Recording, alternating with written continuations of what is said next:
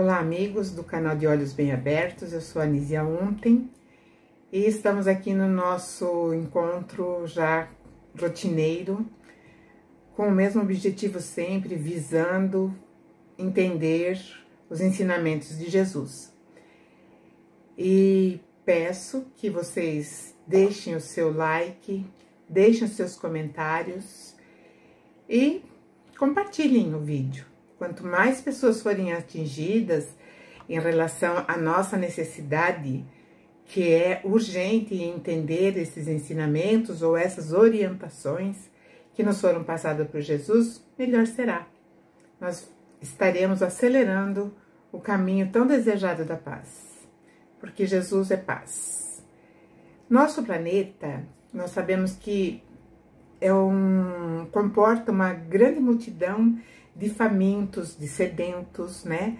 Nós temos notícias de irmãos nossos que sucumbem diante da fome, diante da sede, assim como os animais. E esses animais, muitas vezes, são aqueles que trazem parte dos recursos, né, alimentares para essas pessoas. Então, nós vemos no mundo, né, vários lugares, até países, com escassez alimentar, com escassez de água e crianças, inclusive, morrendo de fome. E aí, nós vamos ver hoje que nós vamos ter a reflexão, né, que Mateus 5:6, quando Jesus diz: bem-aventurados os que têm fome e sede de justiça, porque serão fartos. Mas será que, passando sede e fome, nós seremos felizes? Porque bem-aventurados e felizes é a mesma coisa. E como será, então, né, que nós poderemos nos inserir dentro desse contexto, nessa fala de Jesus? Muitas vezes nós analisamos a questão da humanidade num contexto mais global e nós percebemos, né, com uma grande contrariedade, muitas vezes no nosso dia a dia, que existem muitas injustiças. E aí, né, como que nós vamos viver felizes? Mas aí a gente pensa, mas eu tenho fome e sede de justiça. Mas vamos por partes, né? Porque nós, às vezes, percebemos, né, que existe uma abundância que muitos têm, além daquilo que necessitam, e nem imaginam, nem pensam naqueles que nada têm. Então, nós rotulamos o nosso mundo de mundo injusto, ou acreditamos que a lei divina ou que a criação excelsa é injusta. Bom, né? Nós estamos atravessando um tempo, nesse momento, aqui, no nosso presente, né? Que nós vivemos assim, com um fantasma de escassez. Aí rola ali, rola aqui uma notícia que talvez aqui e acolá vai passar fome. Mesmo tendo o dinheiro, mesmo tendo o maior recurso que move o mundo, não terá o produto. E isso vai fazendo com que as pessoas comecem a estocar, as pessoas comecem a ensinar técnicas de guardar grão. Mas vamos lá, né? Felizes, então, são aqueles que têm fome e sede de justiça? Mas, sabe, não está casando uma fome com a outra. E aí nós vamos entender, né, que Jesus fala assim, justiça, fome e sede de justiça. Então lá no nosso dicionário diz que o significado da palavra justiça, e nós devemos avaliar isso muito bem, é a particularidade do que é justo, correto, como respeita a igualdade de todos os cidadãos. Mas então isso é justiça. Então justiça não é exatamente aquilo que eu imaginava. E quando nós falamos em justiça, nós ligamos imediatamente a lei. Vou falar primeiro, são dois momentos, eu vou falar primeiro, nós ligamos a palavra justiça à palavra lei. Mas vamos falar, né, que a justiça é particularidade daquele que é justo, que é correto. E logo não tem nada a ver com a lei. Tem sim, tem. A lei que harmoniza toda a criação universal é a justeza. É ser justo, é ser correto. Essa é a lei harmônica universal. Quando saímos desse contexto, nós estamos na contramão da lei que rege o universo, da grande inteligência, do Criador de tudo que existe, o qual é nosso Pai. Essa lei é a engrenagem da grande harmonia universal. Então, nós temos que estar cientes dessa lei, fome, sede de justiça, para estarmos inseridos dentro da harmonia universal. E isso não é para um, para dois, é para todos os habitantes do universo ou dos quantos universos existirem. E praticando essa lei de fome, sede de justiça, nós estamos nos ajustando ao Criador, nós estamos interagindo de forma mais consciente com esse Criador. Entende? E é necessário, então, é fundamental que sejamos justos, impecavelmente corretos.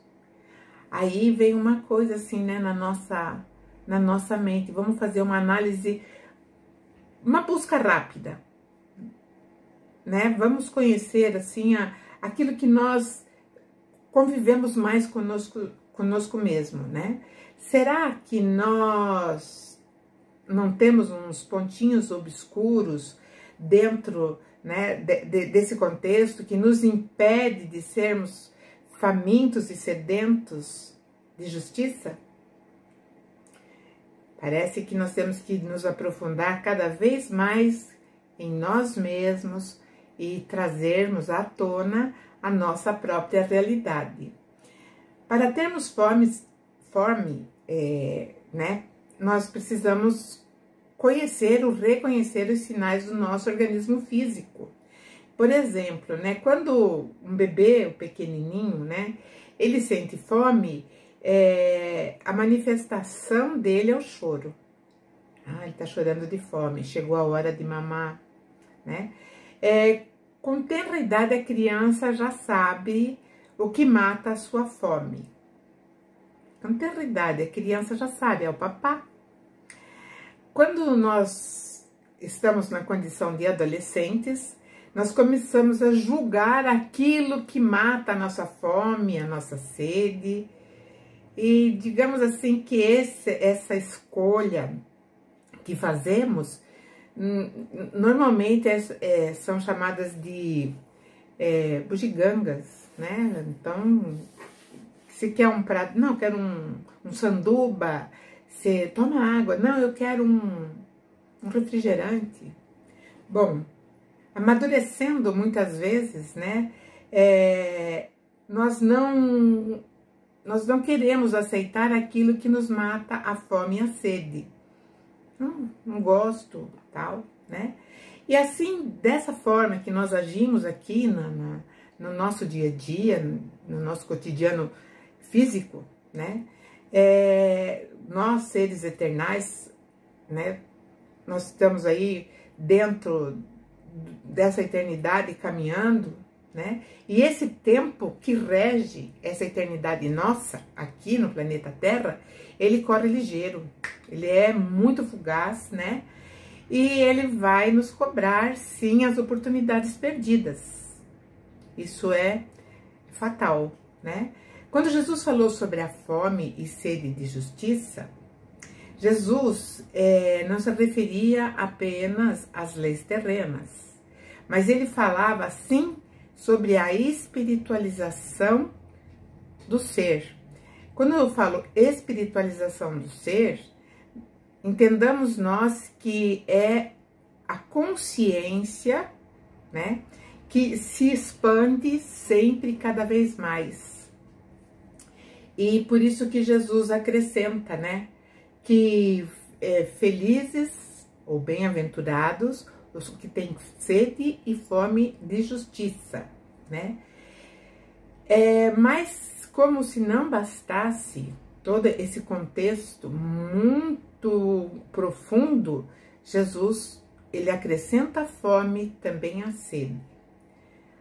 Quem já sentiu sede sabe perfeitamente, né, o poder que a água exerce sobre o nosso organismo.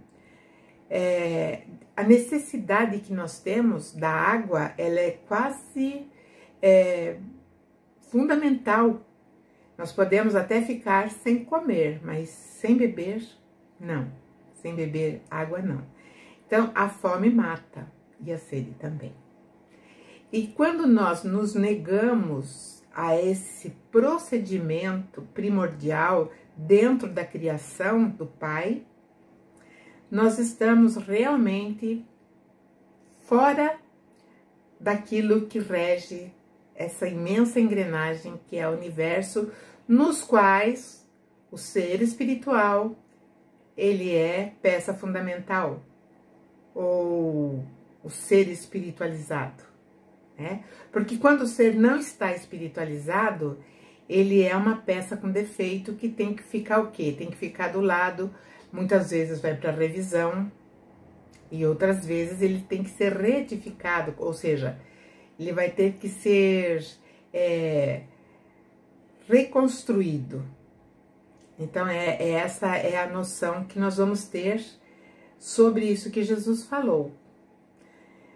Então, meus irmãos, saciarmos a nossa fome, a nossa sede de justiça, está muito além de nós julgarmos os nossos semelhantes, se eles estão certos, se estão errados, muito longe de nós darmos o nosso veredito em relação a quem quer que seja, né? Então, está longe de ser moeda de troca, o tipo, bateu, levou, eu fiz apenas justiça, porque nós, como eu falei em primeiro momento, nós temos duas avaliações a respeito de justiça.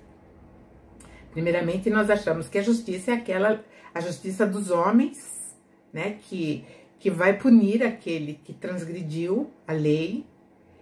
E a outra nós colocamos em segundo plano, olha só, em segundo plano, nós colocamos a justiça divina. E a justiça divina, ela tem um peso muito grande, porque para nós ainda ela ecoa ou vibra, essa justiça, na vingança. E às vezes nós usamos até quase de uma forma, sabe, muito simplória, que a justiça de Deus seja feita.